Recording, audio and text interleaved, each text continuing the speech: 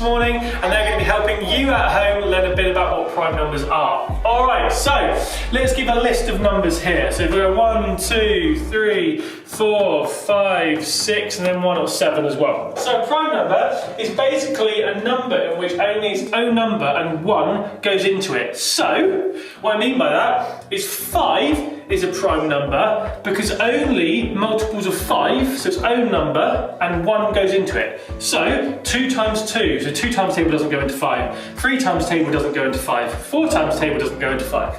So it's only its own number and 1 goes into it. So this is a prime number. So would 4 be a prime? Yes, what about the So this isn't 1 because the 2 times table goes into it. So it's more than 4 and 1.